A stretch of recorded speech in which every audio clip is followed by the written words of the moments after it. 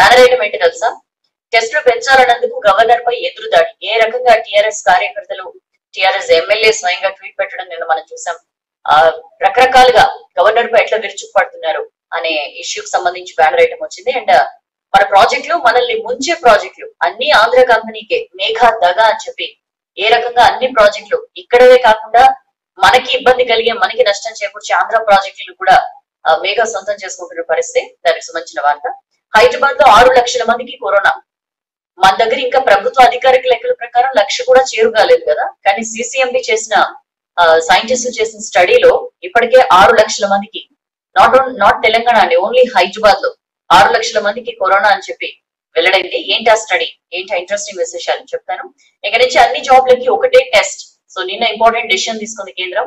ఇక నుంచి ఒక్కొక్క జాబ్ కి ఒక్కొక్క నోటిఫికేషన్ ఉండదు, ఏముండదు, అన్ని రకాల ఒకే ఇష్యూకి సంబంధించిన జాబ్స్ కి ఒకే టెస్ట్ అని చెప్పి నిర్ణయం తీసుకున్నారు. అదేంటో కూడా వివరంగా చెప్తా. స్మార్ట్ సిటీల స్పీడ్ కు రాష్ట్ర సర్కార్ బ్రేకులు. 3 ఏళ్లలో వరంగల్, కరీంనగర్ కు కేంద్రం నుంచి 392 కోట్లు వచ్చాయి. కానీ రాష్ట్ర ప్రభుత్వం ఏమైనా చేసిందా అంటే ఏం చేయాల. అందుకే ఇప్పుడు అట్లా అక్కడ ఇబ్బందులు ఎదురవుతున్న పరిస్థితి. సో ఇలాంటి బోల్డ్ అనే వార్తలు వచ్చాయి. ఇలాంటి వార్తలన్నింటినీ వెలుగు పేపర్ లో తీసుకుని నేను వచ్చేసాను, మీరు కూడా వచ్చేయండి. షేర్ కొట్టడం మర్చిపోకండి. P6 ఫేస్బుక్ పేజ్ లోకి లాగిన్ అయ్యి షేర్ కొట్టండి. నేను వార్తలు మొదలు పెడుతున్నా. ఫస్ట్ అండ్ ఫార్మోస్ట్, అన్ని ఆంధ్ర కంపెనీకి, మన ప్రాజెక్టులు, మనల్ని ముంచే ప్రాజెక్టులు అన్ని ఆంధ్ర కంపెనీకి కట్టుబెడుతోంది ప్రభుత్వం అని చెప్పి మనం చూస్తున్నాం. మేఘా దగా. దక్షిణ తెలంగాణను ఎడారి చేసే సంగమేశ్వరం పనులు దానికే. ఇప్పటికే తెలంగాణలో 1,00,000 కోట్ల ప్రాజెక్టులు చేపట్టిన మేఘా కాళేశ్వరం, భగీరథ, రోడ్లు, బస్సులో అన్నింటా బడా share. Not only irrigation projects అండి, ప్రతి చోట కూడా మేఘా హవా కనిపిస్తోంది, డామినేషన్ కనిపిస్తోంది అని మనం చూస్తున్నాం. మన ప్రయోజనాలను దెబ్బతీసే ఆంధ్ర కంపెనీని తరిమి కొట్టాలని వెలువెత్తుతున్న డిమాండ్స్. మన రాష్ట్రం కొట్లాడి సాధించుకున్న తర్వాత మన రాష్ట్రంలో మన కాంట్రాక్టర్లకే లబ్ధి చేకూరుతుంది. ఇక్కడ పనులన్నీ మన కాంట్రాక్టర్స్ కే వస్తాయి, మన కంపెనీలే బాగుపడతాయని చెప్పి ఎంతో మంది అనుకున్నారు. బట్ అట్లేం జరగట్లేదు. సో దక్షిణ తెలంగాణను ఎడారిగా మార్చే Sangameswaram lift scheme tender Megha కంపెనీకే దక్కింది అని చెప్పి మనం ఈ ఆర్టికల్ చూస్తున్నాం. తెలంగాణలో కాళేశ్వరం సహా 1,00,000 కోట్ల విలువైన ప్రాజెక్టులని ఆల్రెడీ ఈ ఆంధ్ర కంపెనీయే చేస్తోంది. తెలంగాణ నీళ్లకు గండి కొట్టేలా ఏపీ చేపట్టిన ప్రాజెక్ట్ ని కూడా ఇదే కంపెనీ కట్టబోతోంది. మనకి వరప్రదాయినిగా ఏదైతే ప్రభుత్వం చెప్తూ వస్తుందో కాళేశ్వరం ప్రాజెక్ట్, ఆ ప్రాజెక్ట్ లో మాక్సిమం వర్క్స్ కి టెండర్స్ కూడా మేఘానే దక్కించుకుంది. ఇక్కడ ఇవి చేస్తూ అక్కడ తెలంగాణ ప్రయోజనాలకి ఇబ్బంది కలిగిస్తున్న ప్రాజెక్ట్ సంగమేశ్వరం లిఫ్ట్ ని కూడా మేఘాన్ని దక్కించుకున్న పరిస్థితి. సో ఇటు తెలంగాణలో బడా కాంట్రాక్టులు చేపట్టి ప్రయోజనం పొందిన కంపెనీ అదే తెలంగాణకు తీవ్ర నష్టం చేపట్టే ప్రాజెక్ట్ ని చేపట్టడం వెనుక పెద్ద కుట్ర ఉందన్న ఆరోపణలు కూడా ఉన్నాయి. తెలంగాణ ప్రయోజనాన్ని దెబ్బతీసే కంపెనీని మన రాష్ట్రం నుంచి తరిమి కొట్టాలని, ఇక్కడ అప్పగించిన పనులంటిని రద్దు చేయాలన్న డిమాండ్ తెరపైకి వస్తుందని చెప్పి మనం ఈ ఆర్టికల్ చూస్తున్నామండి. మేఘా కంపెనీని 2 రాష్ట్రాల సీఎంలు వెనకేసుకురావడం, దాన్ని ఈ వెనకేసుకొస్తున్నారనే ప్రచారానికి బలం చేకూర్చింది. ఏంటంటే ఈ సంగమేశ్వరం లిఫ్ట్ పనులు మేఘాకే దక్కడం. ఉమ్మడి రాష్ట్రంలో అన్ని ప్రాజెక్టులు చేజిక్కించుకున్న ఆంధ్ర కంపెనీకి ఇప్పుడు తెలంగాణ వచ్చాక ఇక్కడి ప్రాజెక్టులు కూడా ఇస్తున్నారు. ఇదేంటి, ఇది ఎంతవరకు న్యాయం అన్న క్వశ్చన్స్ కూడా ఎరైజ్ అవుతున్నాయి. తెలంగాణ ఉద్యమ నినాదాలైన నీళ్లు, నిధులు, నియామకాలు, ఈ మూడిట్లో నీళ్లేమో ఏపీకి వెళ్ళిపోతున్నాయి, నిధులేమో ఏపీ కంపెనీల జేబులోకి పోతున్నాయి, నియామకాలు లేక నిరుద్యోగులు గోసపడుతున్నారని చెప్పి ప్రతిపక్షాలు మండిపడుతున్న సిచ్యుయేషన్. సో దానికి సంబంధించిన వార్త. గత 6 ఏళ్లలో తెలంగాణ చేపట్టిన మాక్సిమం ఇరిగేషన్ ప్రాజెక్టులు కానీ, ఇంటింటికి నల్ల నీళ్లు ఇచ్చే మిషన్ భగీరథ కానీ, ఇంకా గ్రేటర్ హైదరాబాద్ పరిధిలో అనేక రోడ్లు కానీ, రోడ్ల నిర్మాణం కానీ, వీటన్నిటికీ సంబంధించి ఎక్కువగా చాలా వరకు ఒక మేఘా కంపెనీకి దక్కాయని చెప్పి మనం ఈ ఆర్టికల్ లో చూస్తున్నాం. అన్నిటి విలువ కలుపుకుని ఆల్మోస్ట్ 1,00,000 కోట్ల వరకు ఉంటుందట. సో తెలంగాణ ఏర్పడిన తర్వాత ఇక్కడ వివిధ పనుల రీత్యా మేఘా కంపెనీ దక్కించుకున్న టెండర్లు విలువ 1,00,000 కోట్ల రూపాయలు. సర్కార్తో ఉన్న దగ్గరి సంబంధాలతో ఈ కంపెనీ కొన్ని పనుల్ని అసలు టెండరే వేయకుండా నామినేషన్ పద్ధతిలోనే కూడా దక్కించుకుందట. సో ఈ కాళేశ్వరం ప్రాజెక్ట్ లో సగానికి పైగా పనులను మేఘా కంపెనీ చేపట్టింది. నంది మేడారం పంప్ హౌస్ మినహా మిగతా అన్ని పంప్ హౌస్ లను కూడా సర్కార్ ఈ సంస్థకే కట్టబెట్టిందని చెప్పి చూస్తున్నాం. 4,659 కోట్లతో చేపట్టిన 3rd టీఎంసీ పనుల్ని అసలు టెండరే లేకుండా నామినేషన్ పద్ధతిన మేఘాకి అప్పగించారు అని చెప్పి కూడా చూస్తున్నాం.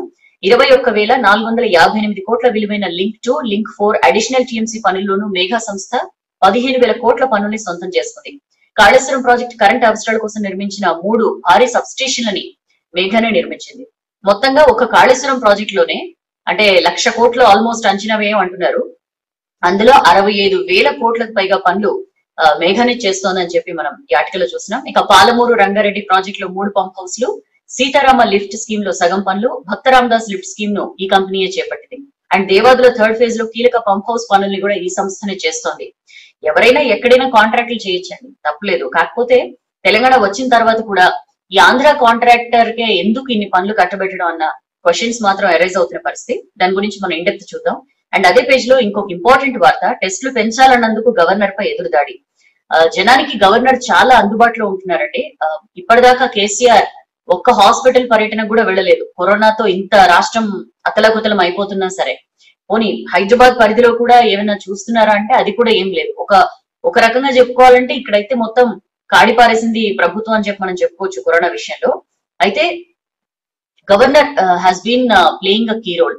ఆవిడ నిమ్స్ హాస్పిటల్ సందర్శించారు, ఈఎస్ఐ హాస్పిటల్ సందర్శించారు, చాలా మందితో మాట్లాడుతున్నారు. ట్విట్టర్ వేదికగా ప్రజలు వాళ్ళ సమస్యల్ని ప్రస్తావిస్తే దానికి నోటెడ్ అని చెప్పి సమాధానం ఇవ్వడం, చాలా సహనంగా మొత్తం వాళ్ళ సమస్యలన్నీ కూడా వినడం, దానికి అనుగుణంగా ప్రభుత్వానికి సూచనలు చేయడం. ఇప్పటిదాకా 6 సార్లు, ఓన్లీ కరోనా క్రైసిస్ టైంలోనే 6 సార్లు రాష్ట్ర గవర్నర్ తమిళిసై సౌందరరాజన్ రాష్ట్ర ప్రభుత్వానికి లెటర్ రాశారు సీఎం కేసీఆర్ కి, ఈ ఇష్యూని కలగజేసుకోండి అని చెప్పి. ప్రైవేట్ హాస్పిటల్స్ ఫీజుల దోపిడీతో ఇబ్బంది పడుతున్నామని చెప్పి ఎంతో మంది ప్రజలు మేడం గవర్నర్ కి కంప్లైంట్ చేసిన తర్వాత ఆవిడ స్వయంగా ప్రైవేట్ హాస్పిటల్స్ మేనేజ్మెంట్స్ అందరినీ కూడా వీడియో కాన్ఫరెన్సింగ్ కి పిలిచి అందులో సూచనలు కూడా చేశారు. ప్రభుత్వం ఫిక్స్ చేసిన ప్యాకేజీలకే మీరు ట్రీట్మెంట్ చేయాలి అని చెప్పి.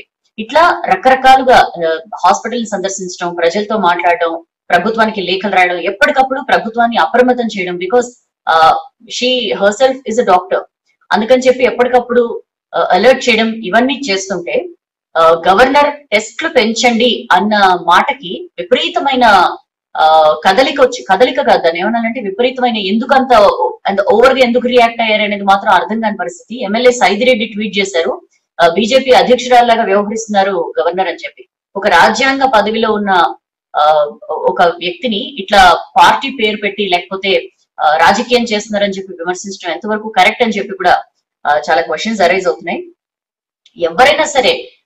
ఎవరైనా ప్రతిపక్షాలు క్వశ్చన్ చేస్తే ప్రతిపక్షాలను ఆడిపోసుకుంటాయి, అదే మీడియా క్వశ్చన్ చేస్తే మీడియాను ఆడిపోసుకుంటుంది. ప్రభుత్వం ప్రతి చోట కూడా ఎదురు దాడి అనే దాన్ని ఒక అస్త్రంగా చేసుకుంటుంది. ఎవరైనా వేలెత్తి చూస్తే అందులో సహేతుకత ఎంతుంది, దాన్ని మనం ఎంతవరకు రెక్టిఫై చేసుకోవచ్చు అనే దృష్టికోణం టోటల్ గా కొరవడిన పరిస్థితి.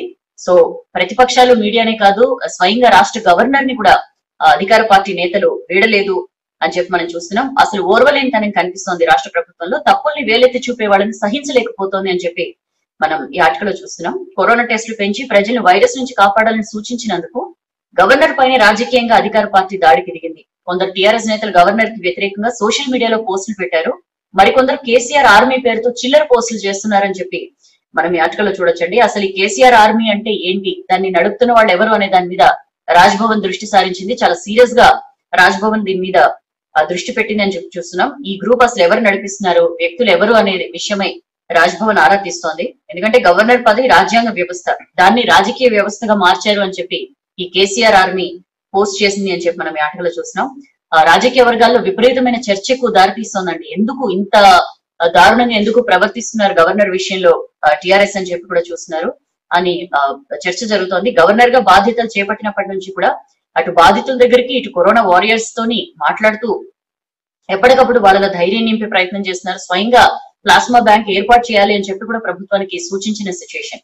అలాంటి గవర్నర్ ని అధికార పార్టీ టార్గెట్ చేయడం ఏంటి, ఎందుకు టార్గెట్ చేయాల్సి వస్తోంది అనే ఇష్యూ మీద ప్రశ్నలు లేవనెత్తుతున్న పరిస్థితి. దానికి సంబంధించిన వార్త, దాని గురించి ఇండెప్త్ మనం లోకల్ పేజీలో చూద్దాం.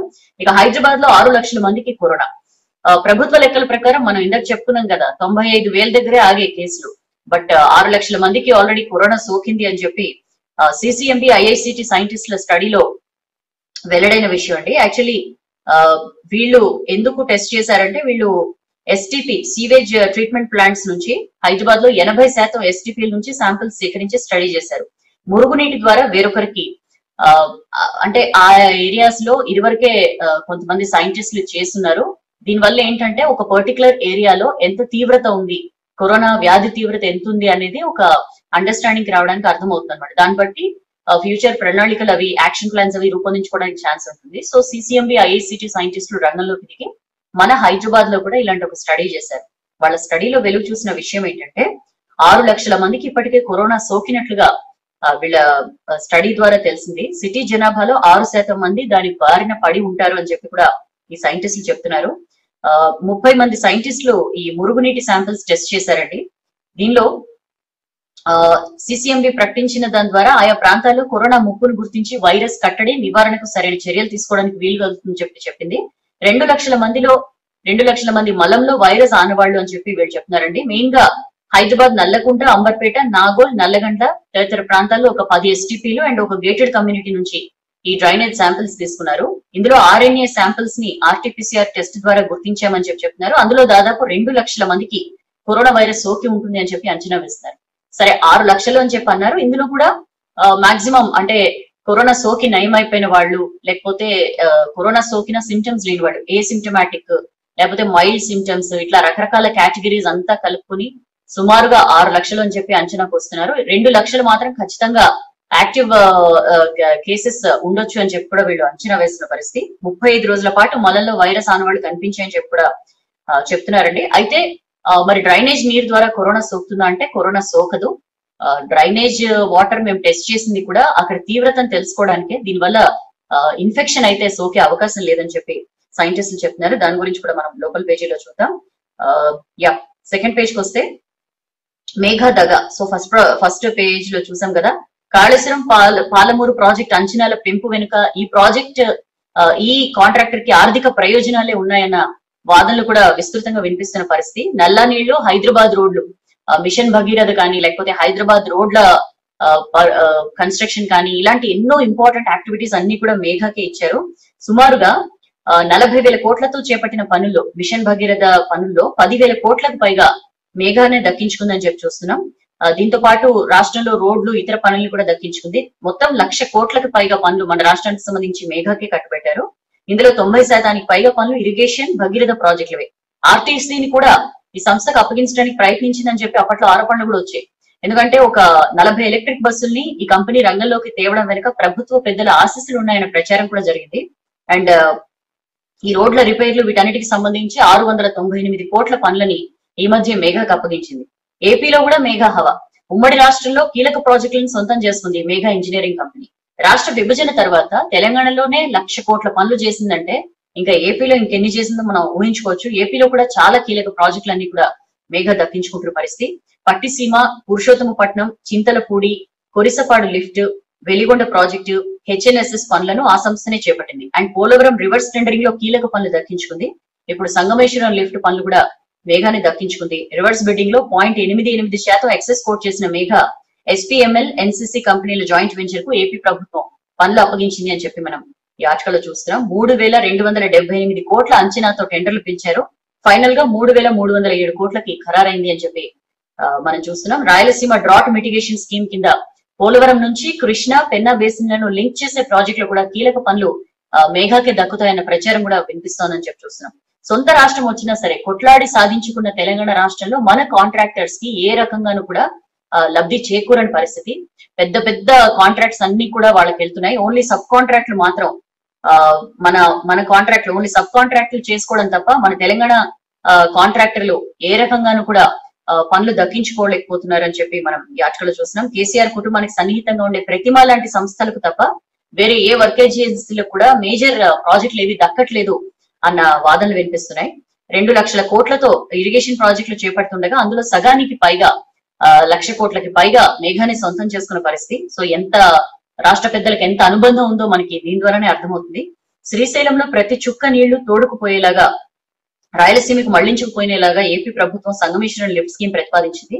ఈ రిజర్వాయర్ నిండక ముందే మధ్యలోంచే కుండకు చిల్లి పెట్టినట్లుగా కింద నుంచే నీళ్లను తరలించుకుపోయేందుకు చేసిన ఈ తెలంగాణ నిర్మిస్తున్న పాలమూరు, రంగారెడ్డి, డిండి లిఫ్ట్ స్కీమ్లతో పాటు ఈ ఏపీ చేస్తున్న ఈ కింద నుంచే నీళ్లు తోడుకుపోయే ఈ సంగమేశ్వరం లిఫ్ట్ ప్రాజెక్ట్ వల్ల మన దగ్గర పాలమూరు, రంగారెడ్డి, డిండి లిఫ్ట్ స్కీమ్, దీంతో పాటు ఆల్రెడీ ఇప్పటికే అయిపోయిన కల్వకుర్తి కానీ ఎస్ఎల్బిసి కానీ ఈ ప్రాజెక్టులు వేటికి కూడా నీళ్లు అందని పరిస్థితి ఏర్పడుతుంది.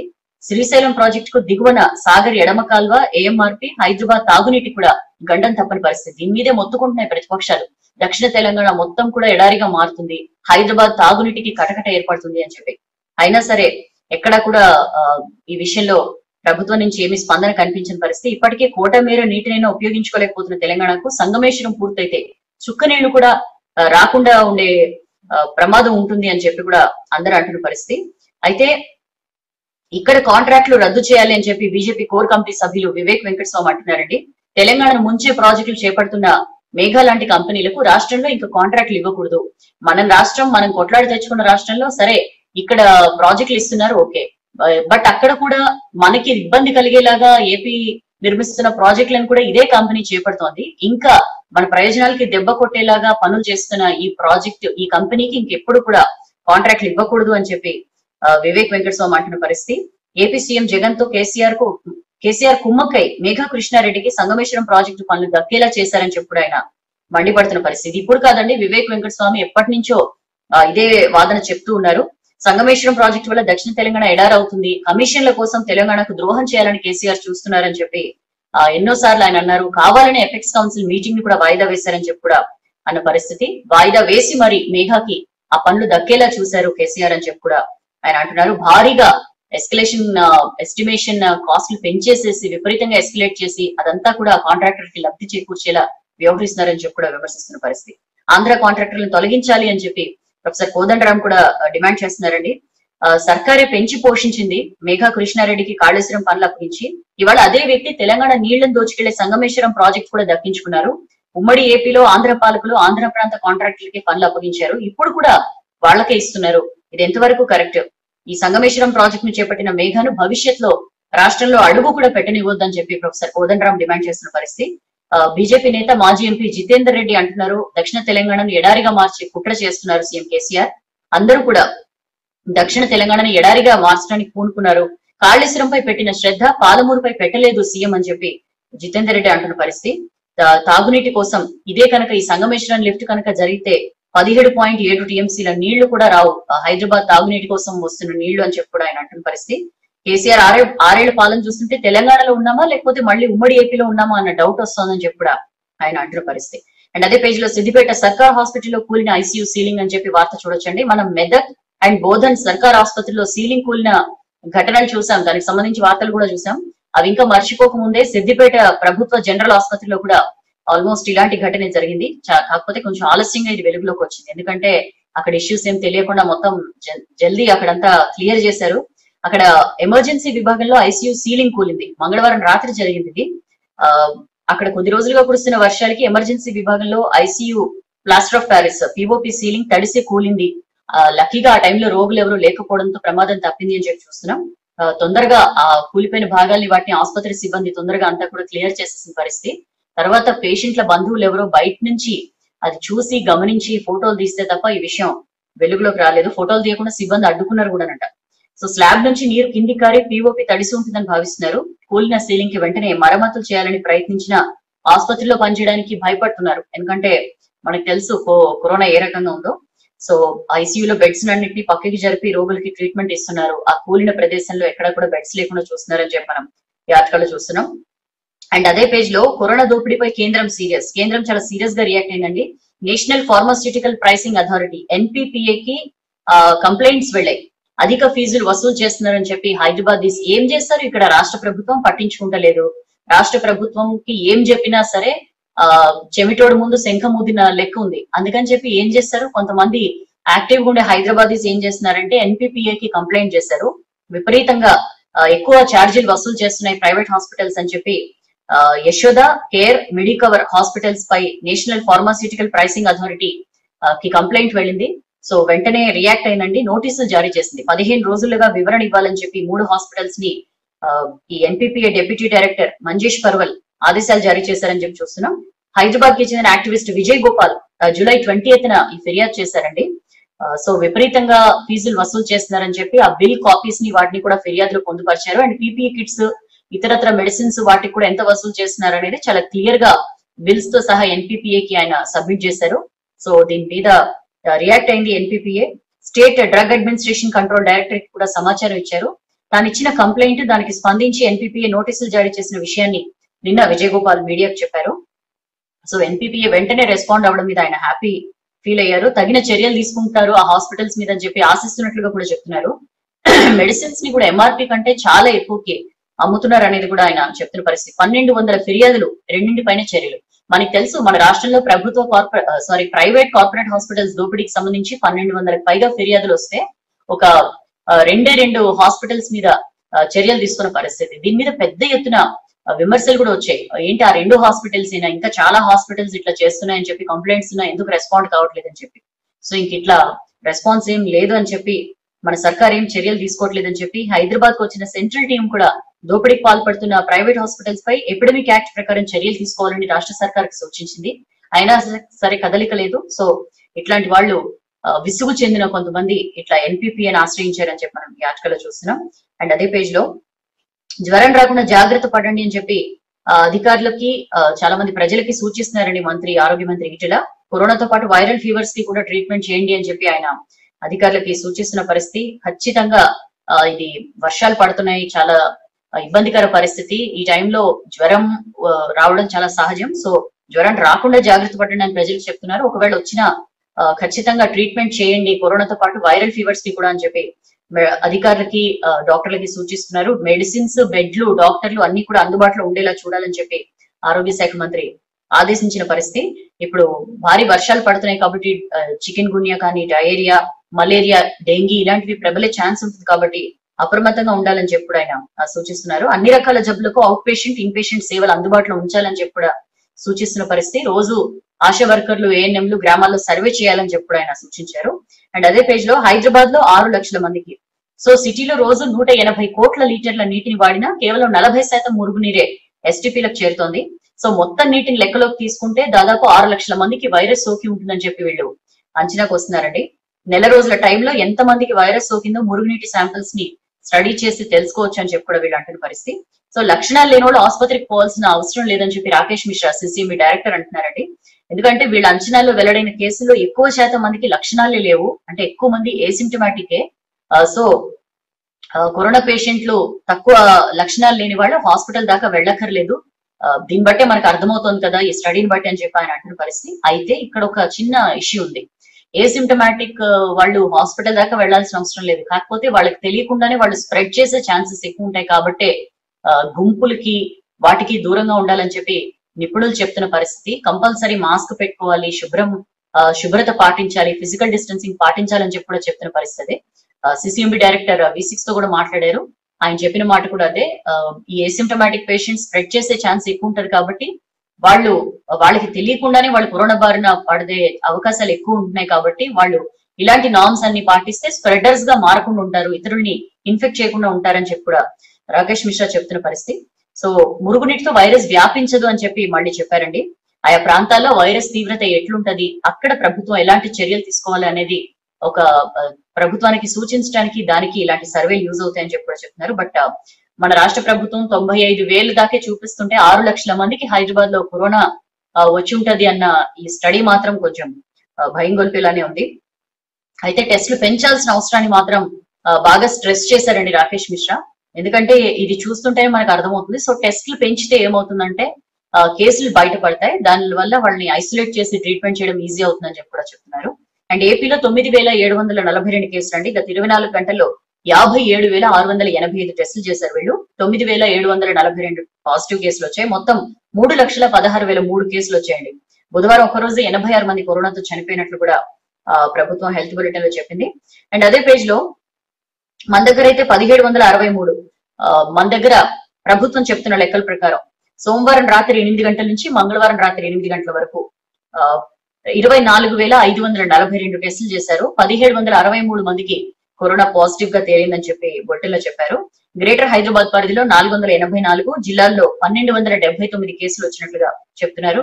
మనం చూసాం కదా సిసిఎంబి చేసిన స్టడీకిను మన దగ్గర వస్తున్న లెక్కలకి ఎక్కడ కూడా పొంతన కుదరని పరిస్థితి.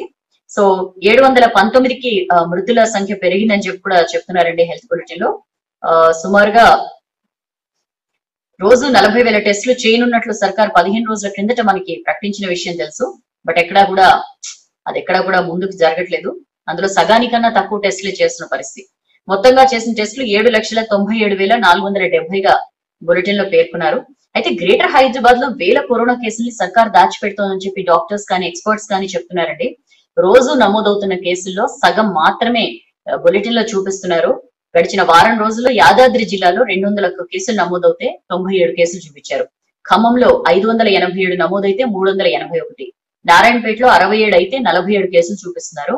అసలు ఆర్టీపీసీఆర్ టెస్టులో పాజిటివ్ వచ్చిన కేసుల్ని మొత్తానికి ప్రకటించట్లేదని చెప్పి జిల్లాలో ఆఫీసర్లు చెప్తున్న పరిస్థితి. గ్రేటర్ హైదరాబాద్ లో అయితే ఒక్కో టెస్టింగ్ సెంటర్ లో 15 నుంచి 30% పాజిటివ్ రేట్ నమోదవుతుందట.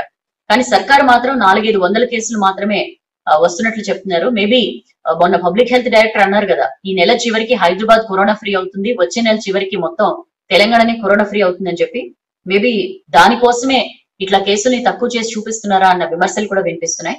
బట్ ఇది పద్ధతి కాదు అని చెప్పి ఎంతో మంది మొత్తుకుంటున్న ప్రభుత్వం ఎదురుదాడికే పరిమితం అవుతుంది తప్ప ఎక్కడా కూడా వాటిని పట్టించుకున్న పాపన్ బోట్ల.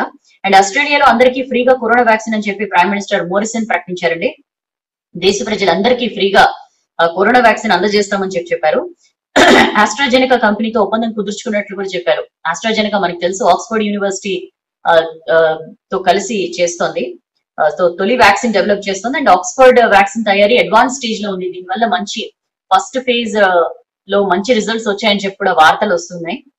సో ఆక్స్ఫర్డ్ టీకా రిజల్ట్స్ ఆశాజనకంగా ఉన్నాయి. ఈ వ్యాక్సిన్ సక్సెస్ అయితే ఖచ్చితంగా ఆస్ట్రేలియాలో తయారు చేసి ఇక్కడ ప్రజలందరికీ కూడా ఫ్రీగా కరోనా వ్యాక్సిన్ ఇస్తామని చెప్పి అక్కడి ప్రధాని ప్రకటించారు. సో ఈ AstraZeneca vaccine trials third phase లో ఉన్నాయండి. సెప్టెంబర్ లోనే ప్రొడక్షన్ స్టార్ట్ చేస్తామని చెప్పి అంటోంది.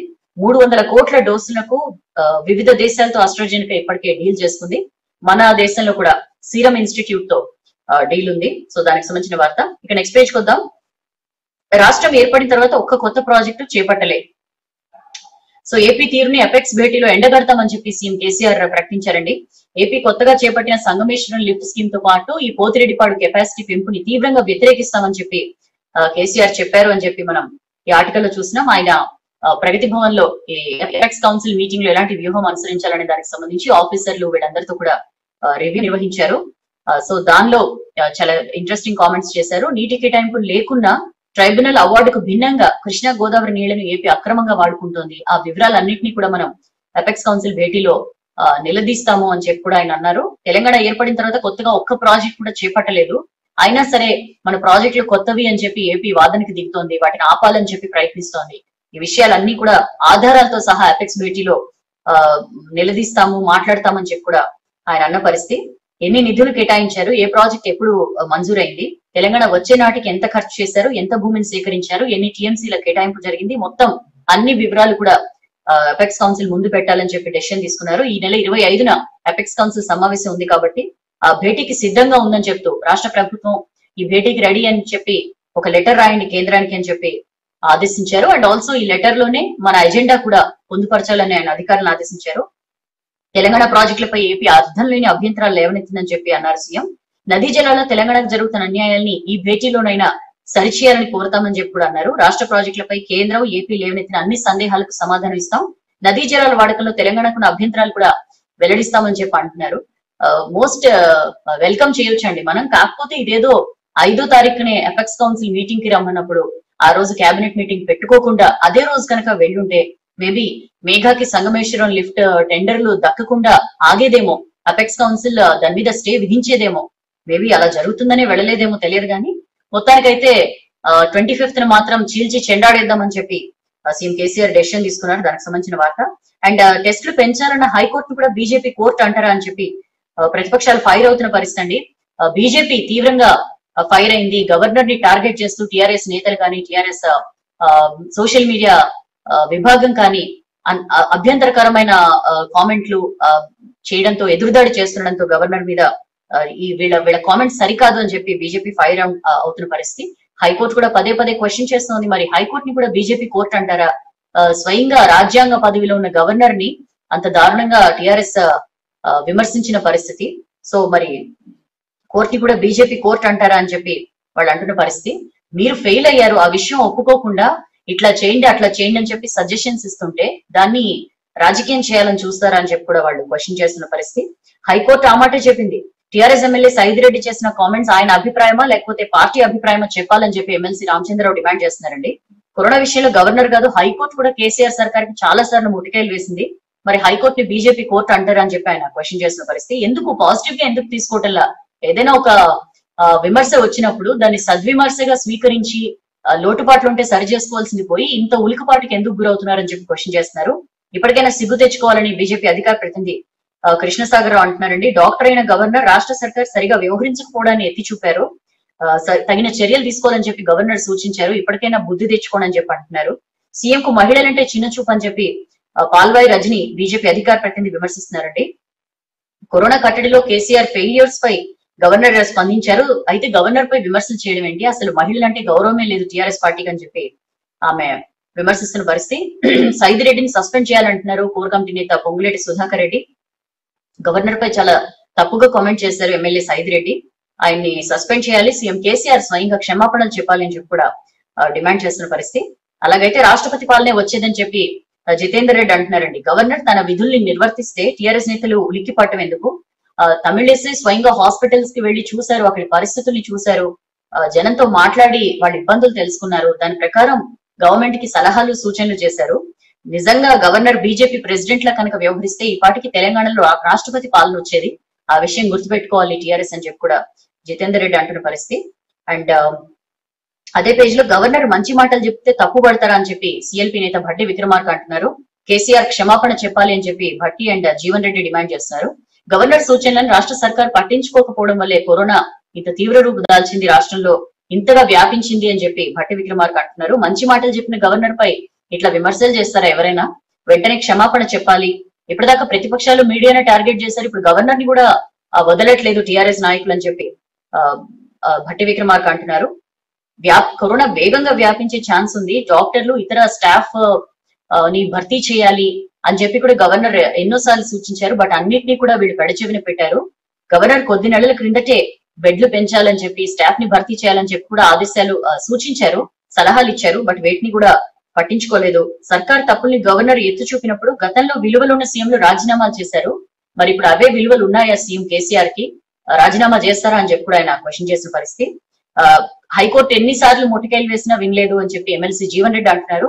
రోజుకి 40,000 టెస్టులు చేస్తామని చెప్పి కేబినెట్ లో డెసిషన్ తీసుకున్నారు. బట్ ఏది కూడా ముందుకు కదలట్లేదు. ఆరోగ్యశ్రీలో చేర్చాలి కరోనా ట్రీట్మెంట్ అని చెప్పి ఆయన మరోసారి డిమాండ్ చేస్తున్నారండి. ఆరోగ్యశ్రీలో అయినా చేర్చాలి, లేదా రాష్ట్రాన్ని ఆయుష్మాన్ భారత్ లో అయినా ఇంక్లూడ్ చేయాలని చెప్పి వీళ్ళు డిమాండ్ చేస్తున్న పరిస్థితి. అండ్ అదే పేజ్ లో గవర్నర్ పై ఎదురుదాడి.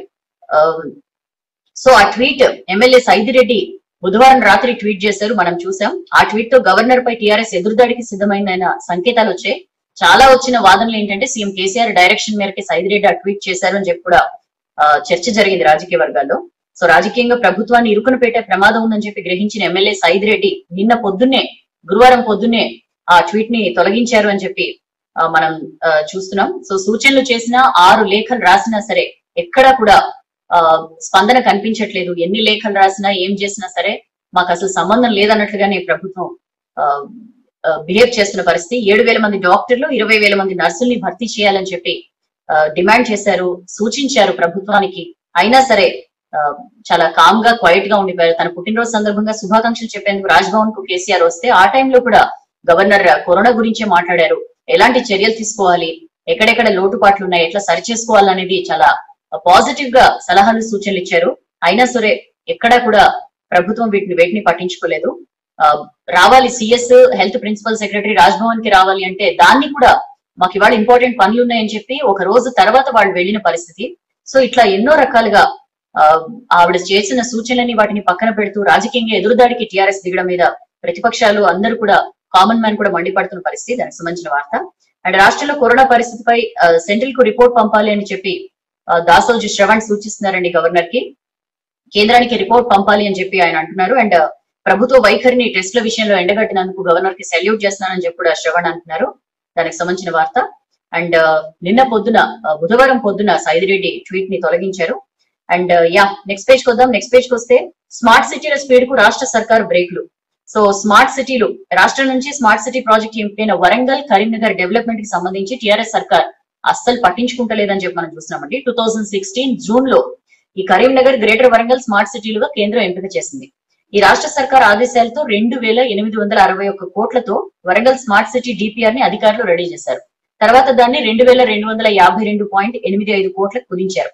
కేంద్ర రాష్ట్ర ప్రభుత్వాలు ఈ 5 ఏళ్లలో 500 కోట్ల చొప్పున ఇస్తే పబ్లిక్ ప్రైవేట్ పార్ట్నర్షిప్ PPP పద్ధతిలో మరొక 906 కోట్లు సమీకరించాలని చెప్పి అధికారులు భావించారు. మిగిలిన మొత్తాన్ని కేంద్ర రాష్ట్ర ప్రభుత్వాల నుంచి సర్దుబాటు చేయాలనుకున్నారు. కరీంనగర్ లో కూడా డిపిఆర్ రూపొందించారు. కానీ రాష్ట్ర సర్కార్ మ్యాచింగ్ గ్రాంట్ ఇవ్వకపోవడం, యూసీలు యూటిలైజేషన్ సర్టిఫికేట్స్ అంటే మేము ఈ పనులు తలబెడుతున్నాం, దానిలో ఇంత ఖర్చు పెట్టాము, ఇంకా ఇంత కావాలి అని చెప్పి ఆ సర్టిఫికేట్స్ ఏవి కూడా ఇవ్వకపోవడం వల్ల సెంట్రల్ ఫండ్స్ నిలిచిపోవడంతో వరంగల్ కరీంనగర్ లో డెవలప్మెంట్ వర్క్స్ ఎక్కడికక్కడ ఆగిపోయాయని చెప్పి మనం ఈ ఆర్టికల్ లో చూస్తున్నామండి. స్మార్ట్ సిటీ గడువు ఉండేది 5 ఏళ్లే. సో 2022 జూన్ కల్లా పనులు పూర్తి కావాలి. ఆల్రెడీ 3 ఏళ్లు గడిచిపోయాయి. ఇప్పుడు ఇంకా 2 ఇయర్స్ మిగిలింది. 2016 లోనే తమ వాటాగా ఒక్కో స్మార్ట్ సిటీకి 196 కోట్లు విడుదల చేసింది కేంద్రం. దీనికి సమానంగా రాష్ట్ర సర్కార్ ఫండ్స్ రిలీజ్ చేయాలి. కానీ గ్రేటర్ వరంగల్ కి 40 కోట్లు, కరీంనగర్ కి ఒక 35 కోట్లు మాత్రం మ్యాచింగ్ గ్రాంట్ కింద ఇచ్చారు. కానీ ఆ ఫండ్స్ ని ఇతర అభివృద్ధి పనులకు మళ్లించారని చెప్పి స్వయంగా ఆఫీసర్స్ చెప్తున్న పరిస్థితి. సో కేంద్రం ఇచ్చిన ఫండ్స్ 2 సిటీలకు దిక్కయ్యాయి. ఆ ఫండ్స్ ని కూడా మిషన్ భగీరథకి వెచ్చించేశారు అని చెప్పి ఆరోపణలు వస్తున్న పరిస్థితి. సో 2 నగరాల్లో కూడా ఎన్నో పనులు పెండింగ్ లో ఉండిపోయాయి. అందుకనే మ్యాచింగ్ గ్రాంట్ కింద టిఆర్ఎస్ నిధులు ఇవ్వకపోవడం, యూసీలు సబ్మిట్ చేయలేదు. కనీసం స్మార్ట్ సిటీ ప్రాజెక్ట్ కింద కేంద్రం ఇచ్చే ఫండ్స్ ని ఏ పనులకు ఎంత ఖర్చు పెట్టారనేది యూసీలు సబ్మిట్ చేస్తే దానికి అకార్డింగ్ గా మళ్ళీ నిధుల కేటాయింపు కానీ ఇవన్నీ జరుగుతాయి. బట్ ఎక్కడ కూడా యూసీలు ఏవి కూడా సబ్మిట్ చేయని పరిస్థితి. సో కేంద్రం నుంచి 2వ విడతగా రావాల్సిన సుమారు 400 కోట్లు ఆగిపోయాయి. ప్రతి విషయంలోనూ ఇట్లానే జరుగుతోంది. రైతు బీమా విషయంలో ఇట్లానే చేశారు. బీమాకి సంబంధించి రాష్ట్ర ప్రభుత్వం వాటా చెల్లించకపోవడంతో కొన్ని కోట్ల రూపాయలు రైతులకి బీమా అందని పరిస్థితి. అది అట్లా ఉంటే ఇది ఇక్కడ ఇట్లా ఉంది. ఈ స్మార్ట్ సిటీల విషయంలో కూడా ఈ రాష్ట్ర ప్రభుత్వం ఉదాసీన వైఖరి క్లియర్ గా కనిపిస్తోంది మనకి. 400 కోట్లు ఆగిపోయాయి. అవే వచ్చుంటే ఎన్నో డెవలప్మెంటల్ యాక్టివిటీస్ జరిగేవి కదా. బట్ కేంద్రం రాష్ట్ర ఉన్నతాధికారులకు లేఖలు రాసినా కూడా స్పందించలేదు అని చెప్పి మనం ఈ ఆర్టికల్ లో చూస్తున్నాం. సో స్మార్ట్ సిటీల స్పీడ్ కి రాష్ట్ర సర్కారే బ్రేకులు వేసింది. అందుకనే అతలాకుతలం అయిపోయే వర్షాలకి వరంగల్ గాని కరీంనగర్ గాని. మరి దీనికి సంబంధించిన వార్త. అండ్ రాష్ట్రంలో ఇవాళ భారీ వర్షాలు అని చెప్పి వాతావరణ కేంద్రం చెప్తోందండి. బంగాళాఖాతంలో తీవ్ర అల్పపీడనం ఏర్పడింది. ఇది గురువారం వాయుగుండంగా మారే అవకాశం ఉందని చెప్పి అంచనా వేస్తున్న పరిస్థితి. దానికి సంబంధించిన వార్త. అండ్ దాంతో పాటు 23న మరో అల్పపీడనం ఏర్పడే అవకాశం ఉందని చెప్పి కూడా వాతావరణ కేంద్రం చెప్తోంది. అండ్ కేసీఆర్ కు కొడుకు పైన ప్రేమ రైతుల మీద లేదని చెప్పి PCC working president Revanth Reddy విమర్శిస్తున్నారు. వరంగల్లో కేటీఆర్ వెళ్లి షో చేసి వచ్చారు. అంతకు మించి ప్రత్యామ్నాయంగా కేసీఆర్ కి ప్రత్యామ్నాయంగా కేటీఆర్ ని చూపించాలి అనే తాపత్రయం తప్ప ప్రజల కష్టాల్ని కానీ రైతుల ఆవేదనని కానీ అర్థం చేసుకోవాలి, వాటిని తీర్చాలన్న ఇంగిత జ్ఞానం లేదు సీఎం కేసీఆర్ అని చెప్పి విమర్శిస్తున్నారు. పంట నష్టం, వర్షాలు దీనికి సంబంధించి సీఎం కేసీఆర్ కి నేను ఆయన లెటర్ రాశారండి రేవంత్ రెడ్డి. కొడుకు వారసత్వాన్ని పటిష్టం చేయడానికి ఈ సమయాన్ని కూడా సీఎం వాడుకుంటున్నారని చెప్పి ఆయన తీవ్రంగా విమర్శించారు. ఈ వర్షాలతో వరి పంటకు నష్టం లేదని వ్యవసాయ శాఖ మంత్రి నిరంజన్ రెడ్డి స్వయంగా అన్న పరిస్థితి. ప్రధానమంత్రి ఫసల్ బీమా యోజన పథకం కింద 2 ఏళ్లు రైతులు కట్టిన ప్రీమియం డబ్బుకి బీమా కంపెనీ ఖాతాల్లోనే మూలుగుతోంది. రాష్ట్ర ప్రభుత్వం తన వాటాగా ఇవ్వకపోవడంతో అని చెప్పి కూడా ఆయన అంటున్నారు. సో రైతులకు అందాల్సిన 960 కోట్ల బీమా డబ్బులు ఆగిపోయాయి అని చెప్పి కూడా ఆయన ఈ లెటర్ లో రాశారు. వ్యవసాయ శాఖ మంత్రి కింది స్థాయిలో పర్యటించాలి, అసలు నష్టమే లేదని చెప్పి అన్నారు కదా. క్షేత్ర స్థాయిలో పరిశీలించి చూస్తే మీకు అర్థమవుతుంది పరిస్థితి ఎట్లుందో అని చెప్పి కూడా ఆయన అంటున్నారు. నష్టపోయిన రైతులకి ఎకరాకి 20,000 ఇవ్వాలని చెప్పి కూడా డిమాండ్ చేస్తున్నారండి. అండ్ ప్రియాంక వర్గంలో నేను చేరానని చెప్పి సోషల్ మీడియాలో ప్రచారం జరుగుతోంది. దాన్ని ఖండిస్తున్నాను. కాంగ్రెస్ లో వర్గాలు ఏం లేవు, అందరం కలిసి పనిచేస్తున్నాం అని చెప్పి రేవంత్ రెడ్డి అన్నారు. దానికి సంబంధించిన వార్త. అండ్ పోతిరెడ్డిపాడుకు 71 టీఎంసీలు ఇవ్వండి అని చెప్పి కేఆర్ఎంబీకి ఏపీ ఇండెంట్ ఇచ్చిందండి. కేఆర్ఎంబీ గట్టిగా ఏపీని హెచ్చరించినట్లు ఆల్మోస్ట్ ఒక లెటర్ రాసింది. నిన్న మనం చెప్పుకున్నాం కూడా, పరిమితికి మించి మీకు ఏవైతే కేటాయింపులు ఉన్నాయో వాటిని దాటి వాడుకోవద్దు, వేరే రాష్ట్రాలకు ఇబ్బంది కలిగేలాగా కేటాయింపుల విషయంలో గీత దాటొద్దు అని చెప్పి లెటర్ రాసింది. అయితే పోతిరెడ్డిపాడు హెడ్ రెగ్యులేటర్ నుంచి సెప్టెంబర్ నెలాఖరు దాకా 71 టీఎంసీలు నీటిని తీసుకునేందుకు అనుమతి ఇవ్వాలని చెప్పి కొత్తగా ఇండెంట్ పెట్టింది ఏపీ అని చెప్పి మనం చూస్తున్నాం. AP irrigation ENC Narayana Reddy board member సెక్రటరీకి ఇండెంట్ పంపారు. ఆగస్టు నెలాఖరు వరకు 9 టీఎంసీలు తీసుకునేందుకు రిలీజ్ ఆర్డర్ ఇచ్చారు. కృష్ణా నదిలో భారీ వరదలు వస్తున్నందుకు పోతిరెడ్డిపాడు నుంచి నీటిని తీసుకునేందుకు రిలీజ్ ఆర్డర్ ఇవ్వాలని చెప్పి ఈ లేఖలో ఆయన కోరారని చెప్పి మనం చూస్తున్నాం. సో పోతిరెడ్డిపాడు నుంచి తీసుకెళ్లే నీళ్ల విషయంలో వివాదాలకి తావు ఇవ్వద్దని చెప్పి ఏపీకి కృష్ణా బోర్డు సూచించింది. అందుకని చెప్పి మళ్ళీ ఎలాగైనా సరే ఇప్పుడు కొత్తగా మనకి పర్మిషన్ వస్తుందనే ధీమాతోనే ఇండెంట్ పంపింది అన్న చర్చ జరుగుతోంది. అండ్ రాయలసీమ టెండర్లపై 24న విచారిస్తామని చెప్పి హైకోర్టు చెప్తోందండి. ఏపీ సర్కార్ రాయలసీమ లిఫ్ట్ స్కీమ్ కి టెండర్లు ఆహ్వానించడాన్ని సవాల్ చేస్తూ 2 పిటిషన్లు దాఖలయ్యాయి హైకోర్టులో. సో 24న విచారణ చేపడతామని చెప్పి కోర్టు చెప్పింది. దానికి సంబంధించిన వార్త. అండ్ సగానికి పడిపోయిన కరెంట్ డిమాండ్, బోరింగ్లు లిఫ్ట్లు ఆపేయడంతో తగ్గిన వాడకం అని చెప్పి చూస్తున్నాం. భారీ వర్షాల వల్ల లిఫ్ట్లు వాటిని బంద్ పెట్టారు. సో వానలు వరదల ఎఫెక్ట్ తో సగానికి పడిపోయింది కరెంట్ డిమాండ్ అని చూస్తున్నాం. శ్రీశైలం నుంచి దుంకుతున్న నీళ్లు 3 గేట్లు ఎత్తి నీటిని విడుదల చేశారండి. సో వానాకాలం వానలకి శ్రీశైలం ప్రాజెక్ట్ లో భారీగా వరద వస్తుందని చెప్పి మనం ఆర్టికల్ లో చూస్తున్నాం. అండ్ సెలెక్ట్ అయ్యి ఏడాదైనా ట్రైనింగ్ ఇవ్వరా, ఆందోళనకు దిగిన టీఎస్ఎస్పీ క్యాండిడేట్స్ అని చెప్పి చూస్తున్నాం. హైదరాబాద్ లో ఎక్కడికక్కడ పోలీసులు అరెస్ట్ చేశారండి. ఎవరు ఆందోళనకి దిగినా కూడా అరెస్టులతో దాన్ని అణిచేసే ప్రయత్నం ప్రభుత్వం ఎప్పటి నుంచో చేస్తున్న పరిస్థితి. ట్రైనింగ్ కోసం ఏర్పాట్లు చేస్తున్నామన్న అడిషనల్ డీజీ అని చెప్పి చూస్తున్నాం. 4834 టీఎస్ఎస్పీ పోస్టుల భర్తీకి 2018 మేలో నోటిఫికేషన్ ఇచ్చారండి. నోటిఫికేషన్ ఇవ్వగా 4203 మంది సెలెక్ట్ అయ్యారు. అయితే ఇదే రిక్రూట్మెంట్ ద్వారా సెలెక్ట్ అయిన సివిల్ అండ్ ఆర్మ్డ్ రిజర్వ్ క్యాండిడేట్లకు జనవరి 17 నుంచి ట్రైనింగ్ స్టార్ట్ అయింది. బట్ వీళ్ళకి మాత్రం ఒక నోటిఫికేషన్ తో, వీళ్ళందరూ సెలెక్ట్ అయింది ఒకే నోటిఫికేషన్ తో, కానీ వీళ్ళకి మాత్రం ఎక్కడా కూడా మాకు ట్రైనింగ్ షెడ్యూల్ రిలీజ్ చేయలేదు అని చెప్పి వాళ్ళు ఆందోళన వ్యక్తం చేస్తున్న పరిస్థితి. ఇద్దరేమో రోడ్ యాక్సిడెంట్ లో చనిపోయారు, ఒకరేమో ఎలక్ట్రిక్ షాక్ తో మరొకరు కాలు విరిగి గాయపడ్డారు అని చెప్పి కూడా చెప్తున్న పరిస్థితి. ట్రైనింగ్ తేదీని వెంటనే ప్రకటించాలని వీళ్ళు డిమాండ్ చేస్తున్నారండి. ఒకే నోటిఫికేషన్ ఒకే సెలక్షన్ జరగాలి, కోల్పోయిన సర్వీస్ పీరియడ్ ను ట్రైనింగ్ లో కలపాలి. ఎందుకంటే ఆ నోటిఫికేషన్ తర్వాత ఆర్మ్డ్ రిజర్వ్ వీళ్ళందరికీ ట్రైనింగ్ ఇస్తున్నారు తప్పచ్చి వీళ్ళకి ఇవ్వట్ల. వీళ్ళు అంటున్నది ఏంటంటే మాకు ఇలా డిలే చేయడం వల్ల మాకు సర్వీస్ పీరియడ్ లో మాకు తగ్గిపోతుంది సర్వీస్ పీరియడ్ అని చెప్పి కూడా అంటున్న పరిస్థితి. సో పూర్తి జీతంతో కూడిన ట్రైనింగ్ ఇవ్వాలని డిమాండ్ చేస్తున్నారు. చనిపోయిన గాయాలైన అభ్యర్థులకి న్యాయం చేయాలని చెప్పి కూడా వాళ్ళు డిమాండ్ చేస్తున్న పరిస్థితి. సో టిఎస్ స్పెషల్ పోలీస్ క్యాండిడేట్లు చెలో డీజీపీ ఆఫీస్ కి పిలుపునిచ్చారు నిన్న. దాన్ని ఎక్కడికక్కడ అడ్డుకుని అరెస్టులు అవి చేశారు. దానికి సంబంధించిన వార్త. ఇక్కడ నెక్స్ట్ పేజ్ కి వస్తే వర్క్ ఫ్రమ్ హోమ్ వద్దు గురు, ఆఫీసే బెటర్ అంటున్న ఎంప్లాయీస్. సో ఈ work from home continuous work తో ఎక్కడ కూడా పొద్దున 9ంటికి లాగిన్ అయితే అసలు మొత్తం రోజంతా కూడా పని మీదే కూర్చోవలసి వస్తుంది. విపరీతమైన స్ట్రెస్ కి గురవుతున్నాం అని చెప్పి చాలా మంది వర్క్ ఫ్రమ్ హోమ్ చేస్తున్న ఉద్యోగులు కంప్లైంట్ చేస్తున్న పరిస్థితి అండి. మొదట్లో బాగానే ఉండే వర్క్ ఫ్రమ్ హోమ్, ఈ లాక్డౌన్ కొత్తలో వర్క్ ఫ్రమ్ హోమ్ బాగుంది, చక్కగా ఇంట్లోనే వర్క్ చేసుకుంటాం, ఫ్యామిలీ టైం దొరుకుతోంది అని చెప్పి చాలా సంతోషపడిన పరిస్థితి. బట్ రాను రాను ఏమవుతుందంటే ఇదే ఒకే చోట ఉండి వర్క్ చేయడం, ఎక్కువ గంటలు వర్క్ చేయడం, విపరీతంగా ప్రతి నిమిషం కూడా ఆఫీస్ కి అందుబాటులో ఉండడం, దీనివల్ల విపరీతమైన స్ట్రెస్ వచ్చేస్తోంది, బ్యాక్ పెయిన్ లాంటి ప్రాబ్లమ్స్ వస్తున్నాయి. అండ్ ఇంట్లో కూడా ఆఫీస్ లాగా అట్మాస్ఫియర్ ఉండదు కాబట్టి మధ్యలో పిల్లలు వచ్చినప్పుడు ఎప్పుడో వాళ్ళని విసుకోవడం, కసురుకోవడం, ఇట్లా సైకలాజికల్ గా కూడా ప్రాబ్లమ్స్ వస్తున్నాయి. రిలేషన్స్ లో కూడా చాలా చేంజెస్ వస్తున్నాయని చెప్పి కూడా చాలా మంది అభిప్రాయపడుతున్నారు. ఆఫీస్ వర్క్ లో అయితే కొంత కలీగ్స్ తో మాట్లాడే అవకాశం ఉంటుంది, ఏదైనా ఒక హెల్ప్ కావాలన్నా వెంటనే అక్కడే ఉంటాం కాబట్టి ఒకరికొకళ్ళు సహాయపడుతున్న పరిస్థితి. బట్ ఇప్పుడు ఏదన్నా సరే మొత్తంగా చూసుకోవాల్సి వస్తుంది. విపరీతంగా లీవులు లేవు, వీక్ ఆఫ్ లేవు, ఏమీ లేకుండా ఎప్పుడు కూడా ఆఫీస్ అవర్స్ అవుతున్నాయని చెప్పి కూడా చాలా మంది అంటున్న పరిస్థితి. నెట్వర్క్ ప్రాబ్లమ్స్ అయితే మరీ సతాయిస్తున్నాయి, ఎందుకంటే అందరికీ ఇంట్లో హై స్పీడ్ ఇంటర్నెట్ ఉండదు కదా. సో ఆ ప్రాబ్లమ్స్ కూడా ఎక్కువ అవుతున్నాయని చెప్పి చెప్తున్నారు. సో వర్క్ ఫ్రమ్ హోమ్ వద్దు గురు అని చెప్పి చాలా మంది ఎంప్లాయీస్ అభిప్రాయపడుతున్నట్లుగా మనం వార్త చూస్తున్నాం. అండ్ ఆ 110 కోట్లు ఏమైనట్లు, ఆన్లైన్ గేమింగ్ స్కామ్ లో ఈడీ ఐటీ ఎంక్వైరీ స్టార్ట్ చేసేయండి. మనీ లాండరింగ్, బ్యాంక్ అకౌంట్లపై ఫోకస్ పెడుతున్నాయి. హెచ్ఎస్బిసికి ఆల్రెడీ నోటీసులు కూడా వెళ్ళాయి. పేటిఎం ప్రతినిధుల ఎంక్వైరీ, లాక్డౌన్ టైంలోనే 646 కోట్లు ఈ ఆన్లైన్ గేమింగ్ స్కామ్ లో చేతులు మారినట్లుగా తెలుస్తోంది. నిందితులు 7 రోజుల కస్టడీ కోరారు సిసిఎస్ పోలీసులు. దీనిలో మొత్తం బయటికి కక్కించే అవకాశం ఉంది. అండ్ వాటర్ లాగింగ్స్ తో ట్రాఫిక్ పరేషాన్, వరుస వాన్లతో రోడ్లపైకి డ్రైనేజ్ వరద నీరు రావడంతో ఎక్కడికక్కడ నీళ్లు నిలిచిపోయి మన 190 పాయింట్లు ఇట్లా వాటర్ లాగింగ్ పాయింట్స్ ని గుర్తించారు. 45 చోట్ల మేజర్ ప్రాబ్లం ఉంది అని చెప్పి కూడా గుర్తించారండి బల్దియా. సో వాళ్ళు చెప్తున్నది ఏంటంటే బైక్ జర్నీ చేసేవారు లేకపోతే వెళ్లే వాళ్ళు చాలా ఇబ్బందులు పడుతున్నారు, ఎప్పటికప్పుడు అప్రమత్తంగా ఉండాలని చెప్పి కూడా వాళ్ళు సూచిస్తున్నారు. కిందటేడు కంటే ఎక్కువ సిటీ పోలీస్ కమిషనరేట్ పరిధిలో కిందటి సంవత్సరంతో చూస్తే ఈసారి వాటర్ లాగింగ్స్ ఎక్కువ అయ్యాయని చెప్పి మనం చూస్తున్నామండి. ట్రాఫిక్ మూవ్మెంట్ ఎక్కువగా ఉండే ఏరియాలో మొత్తం 190 వాటర్ లాగింగ్స్ ఏరియాలని పోలీసులు గుర్తించారు.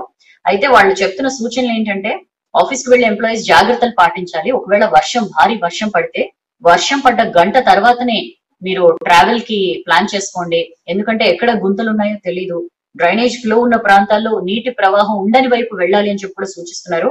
వాన నీళ్లు నిలిచే ఏరియాల్లో సైన్ బోర్డ్స్ గమనించాలి అని చెప్పి కూడా చెప్తున్న పరిస్థితి. ఎప్పటికప్పుడు సోషల్ మీడియా అలాగే ఎఫ్ఎం లో ట్రాఫిక్ అలర్ట్స్ ని వాటిని ఫాలో అవుతూ జర్నీ చేయాలని చెప్పి కూడా సూచిస్తున్నారు. దానికి సంబంధించిన వార్త. ఇక నెక్స్ట్ పేజ్ కి వస్తే వరద బాధలు కదిలిస్తే కన్నీటి సుడులు, ఇండ్లలోకి చేరిన బురద తడిసిన బియ్యం. వరంగల్ మొత్తం కూడా అతలాకుతలమైంది వర్షాలకి. సో నాలాలు ఉప్పొంగి ప్రవహించడంతో ఇళ్లలోకి నీళ్లు వచ్చేసిన పరిస్థితి. మొత్తం అన్ని రకాలుగా సర్వస్వం కోల్పోయారండి వీళ్ళు. బట్టలు, బుక్కులు అన్ని కూడా ఖరాబ్ అయిపోయాయి. నెలకి సరిపడా తెచ్చుకున్న బియ్యం కూడా మొత్తం కూడా వాన నీటి మయం అయిపోయాయి అని చెప్పి మనం చూస్తున్నాం. కప్పుకోవడానికి కనీసం చెద్దర్లు లేని దుస్థితి. వరంగల్లో అరిగోస పడుతున్న ముంపు బాధితులు అని చెప్పి చూస్తున్నాం. ఆక్రమణల పాపమే. రాజధాని తర్వాత అంతటి ప్రాధాన్యం ఉన్న సిటీ వరంగల్ వివిధ కంపెనీలు, విద్యా సంస్థలు, మాల్స్, షాపింగ్ కాంప్లెక్స్ ఇవన్నీ పెరిగిపోవడంతో అపార్ట్మెంట్ల నిర్మాణాలు కూడా పెరిగిపోయాయి. దీనివల్ల ఏంటంటే కొంతమంది వరద, మురుగునీటి కాలువలు కూడా కబ్జా చేసి మరి నిర్మాణాలు చేసిన పరిస్థితి. సో దాని ఎఫెక్ట్ ఇదంతా. సో ఇప్పుడు అక్కడ వాళ్ళు ఎవరిని కదిలించినా కూడా పాపం కన్నీరు మున్నీరు అవుతున్నారు. మనం ఆ పిక్ లో చూడొచ్చు, బియ్యం ఆరబెట్టుకుంటున్న ఒక అమ్మ. సో చీరలు కూడా కనీసం కట్టుకోవడానికి చీరలు కూడా లేని దుస్థితిలో ఉన్న, మొత్తం అన్ని కూడా తడిసిపోయాయి అని చెప్పి వాళ్ళు ఇబ్బందులు పడుతున్నారు. తినడానికి తిండి గింజలు కూడా మొత్తం అన్ని తడిసిపోయిన పరిస్థితి. జీవనాధారమైన పరికరాలు ఖరాబ్ అయ్యాయి.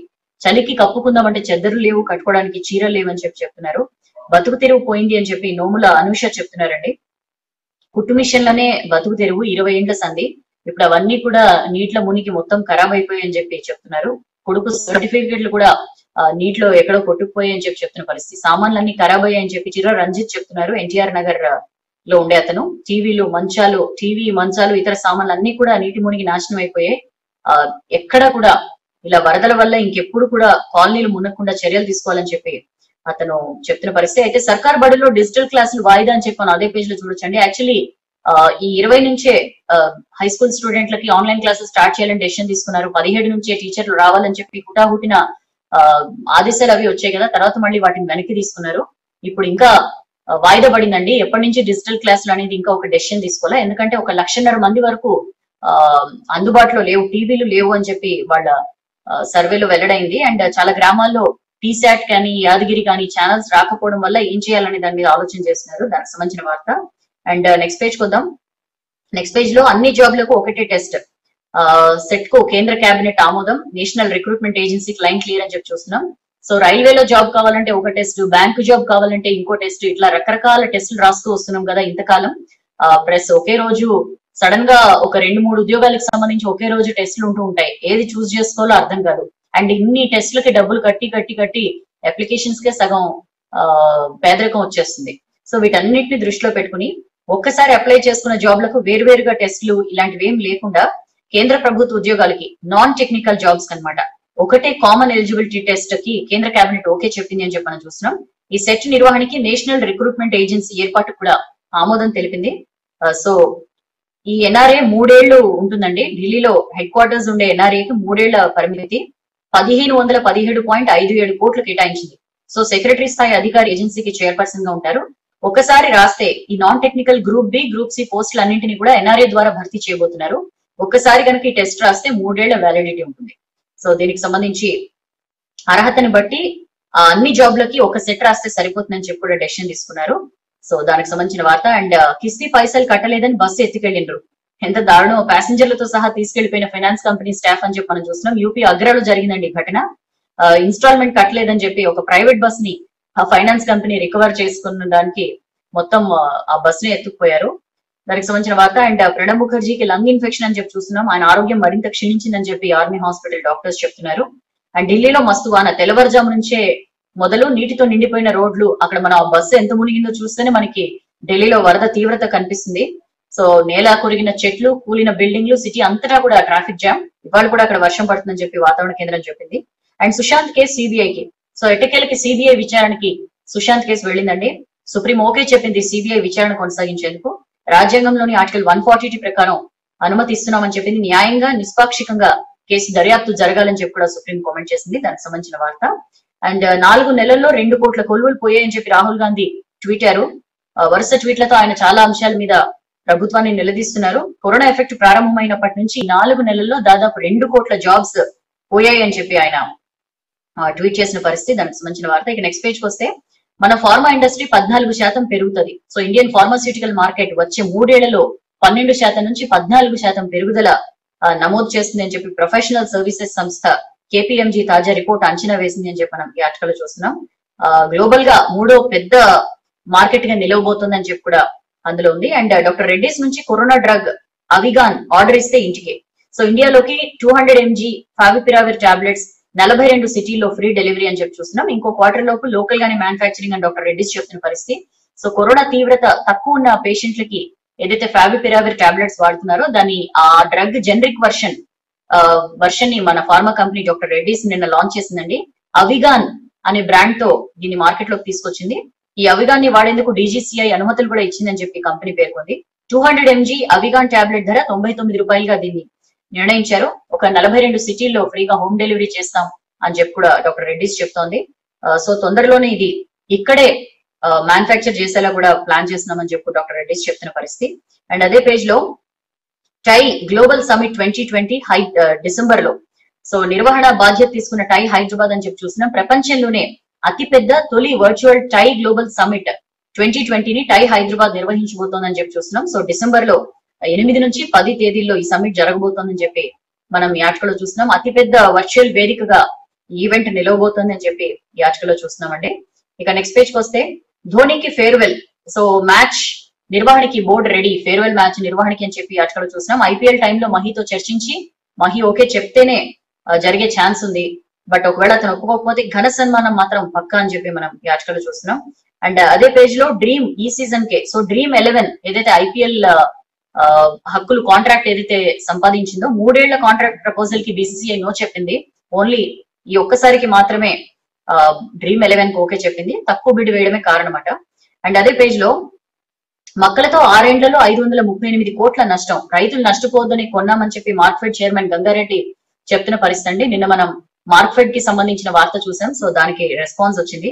రైతులు మొక్కల్ని తక్కువ ధరకు అమ్ముకుని నష్టపోతున్నారు, అలా నష్టపోవద్దని చెప్పి ప్రభుత్వ ఆదేశాలతోనే మార్క్ఫెడ్ ద్వారా మద్దతు ధరకి కొంటున్నట్లుగా ఆయన క్లారిటీ ఇచ్చారు. అండ్ ఆర్టీసీ యూనియన్లు మళ్ళీ యాక్టివ్ అవుతున్నాయండి. 8 నెలలుగా మనకి తెలుసు ఆర్టీసీ సమ్మె తర్వాత యూనియన్ ఉండొద్దు, ఎలక్షన్ ఉండొద్దు అని చెప్పి సీఎం కేసీఆర్ నిర్ణయించిన మేరకు యూనియన్ అన్ని కూడా చుప్పైపోయిన పరిస్థితి. బట్ ఇప్పుడు ఆర్టీసీ ఉద్యోగుల కష్టాలు చెప్పుకునే వేదికలు లేవు, ఏమీ లేవు. సో మేనేజ్మెంట్ పై ఉద్యోగుల నుంచి తీవ్ర వ్యతిరేకత ఉంది. ఈ టైంలో సమస్యలపై పోరాటానికి యూనియన్లు రెడీ అవుతున్నాయి. 8 నెలలుగా సైలెంట్ గా ఉన్న కార్మిక సంఘాలు మళ్ళీ యాక్టివ్ అవుతున్న పరిస్థితి అని చెప్పి మనం ఈ ఆర్టికల్ లో చూస్తున్నాం. ఎందుకంటే ఆర్టీసీలో టీఆర్ఎస్ యూనియన్ గా టీఎంయూ ఉండేది, ఇప్పుడు టీఎంయూ యాక్టివ్ గా లేదు. సో ప్రభుత్వానికి మంచి ఒపీనియన్ లేదు.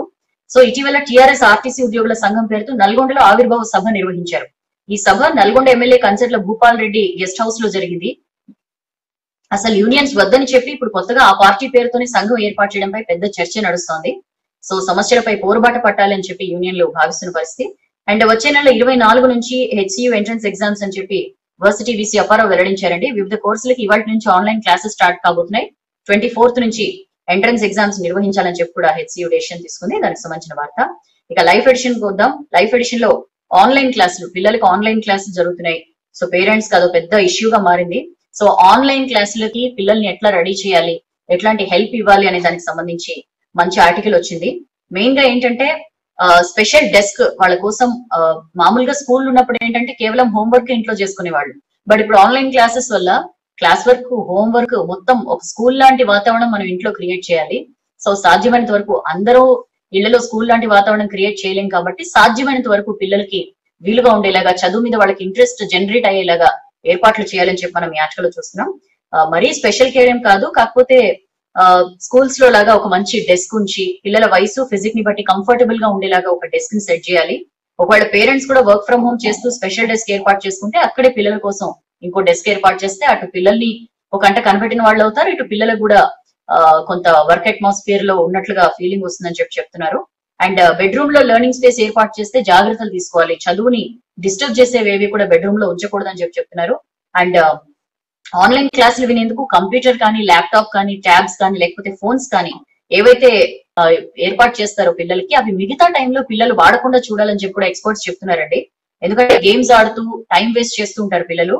క్లాసులు వింటున్నంత సేపు ఖచ్చితంగా డివైస్ స్క్రీన్ పైనే మన కళ్ళు అప్పగించి చూస్తూ ఉండాలి. కాబట్టి అది లేని టైంలో ఎక్కువగా స్క్రీన్స్ చూస్తే చాలా స్క్రీన్ టైం పెరిగిపోతుంది, పిల్లల కళ్ళకి ఇబ్బంది ఏర్పడే ప్రమాదం ఉంటుంది. ఈ విషయంలో పేరెంట్స్ జాగ్రత్తలు తీసుకోవాలని చెప్పి కూడా చెప్తున్నారు. అండ్ డెస్క్ ఆర్గనైజేషన్ ఎంత బాగుంటే పిల్లలకి చదువుకోవాలన్న ఇంట్రెస్ట్ కలుగుతుంది. ఈ విషయంలో జాగ్రత్తలు తీసుకోవాలి, లైటింగ్ అది పర్ఫెక్ట్ గా ఉండేలా చూసుకోవాలని చెప్పి కూడా చెప్తున్నారు. అదే పేజ్ లో kids healthy habits, health and immunity విషయంలో ఎన్ని జాగ్రత్తలు తీసుకోవాలో కరోనా అందరికీ నేర్పించింది. సో పిల్లలు తినే విషయంలో కానీ, శుభ్రత పాటించే విషయంలో కానీ, ఇమ్యూనిటీ ఫుడ్స్ వాళ్ళకి ఇచ్చే విషయంలో కానీ అన్ని హెల్తీగా ఉండేలా చూసుకోవాలి పిల్లలకి అని చెప్పి కూడా ఈ ఆర్టికల్ లో చెప్తున్నారు. ఇవే కాక వెలుగు లైఫ్ ఎడిషన్ లో ఇంకా ఇంట్రెస్టింగ్ ఆర్టికల్స్ వచ్చాయి, మీరు డిజిటల్ వర్షన్ లో అవి చదవచ్చు. So thank you so much for your participation అండి. ఇవి వెలుగు పేపర్ లో వచ్చిన వార్తా విశేషాలు. V6 వెలుగు చేసిన ఈ ప్రయత్నం మీకు నచ్చితే లైక్ చేయండి, బాగా నచ్చేస్తే షేర్ చేసేయండి. బట్ రోజు వెయిట్ చేయండి, మార్నింగ్ 8 o'clock కల్లా వచ్చేస్తాను వెలుగు పేపర్ ని మీకు వినిపించడానికి. Take care of your self, మాస్కులు పెట్టుకోండి, ఫిజికల్ డిస్టెన్సింగ్ పాటించండి, ఎప్పటికప్పుడు చేతులను శుభ్రపరచుకోండి. ఎందుకంటే మన సిటీలో 6 లక్షల మందికి పైగా కరోనా కేసెస్ అని చెప్పి సిసిఎంబి స్టడీలో వెల్లడైంది. కాబట్టి బీ మోర్ కాషియస్. ఇవి వాటి వెలుగు పేపర్ వార్తలు. రేపు కలుద్దాం. This is Soujanya signing off.